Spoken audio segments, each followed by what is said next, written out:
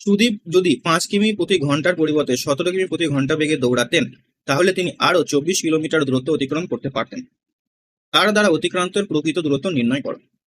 বলছে 5-এর পরিবর্তে যদি 17 কিলোমিটার বেগে যেত, 24 কিলোমিটার অতিরিক্ত দূরত্ব সে যেতে পারতো। প্রথমে আমি যেটা জানতে চেয়েছি আমাকে, যে প্রকৃত অতিক্রান্ত মানে 5 কিমি বেগে গেলে তার অতিক্রান্ত দূরত্ব কত হয় সেটা বের করতে বলেছে। তাহলে আমি প্রথমে চেক করবো যে তার ওই যে দূরত্বটা যেতে তার কত সময় লাগবে সেটা আগে বের করবো, কত সময় লাগবে। তাহলে সেই সময়টা যদি আমি পেয়ে যাই, তাহলে 5 কিমি প্রতি ঘন্টার সঙ্গে আমি গুণ করে দেবো, তাহলে অ্যাকচুয়াল যে তার দূরত্ব সেটা আমরা পেয়ে যাবো।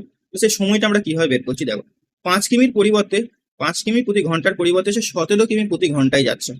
তার মানে 17 - 5 যদি করি মানে 12, তাহলে এখন সে কিন্তু প্রতি ঘন্টায় 12 কিমি এক্সট্রা পথ যাচ্ছে।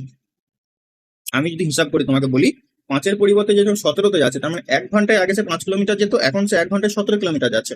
তার মানে আমি হিসাব করে বলতে পারি যে 1 ঘন্টায় সে কিন্তু 12 কিলোমিটার অতিরিক্ত পথ যাচ্ছে এখন। কিন্তু সে প্রশ্নই বলে দিয়েছে 24 কিলোমিটার অতিরিক্ত পথ সে যাচ্ছে। তার মানে এই 24 কিলোমিটার যেতে তাকে সময় লাগবে 2 ঘন্টা, তার সময় লাগবে 2 ঘন্টা। তার মানে অ্যাকচুয়ালি সে যে যাত্রাটা করে সেটা হচ্ছে তার 2 ঘন্টার জার্নি, 2 ঘন্টার হচ্ছে তার সময় লাগে।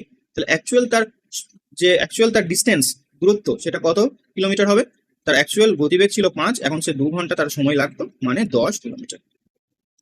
অপশন সি হয়ে যাবে এটার রাইট অ্যান্সার।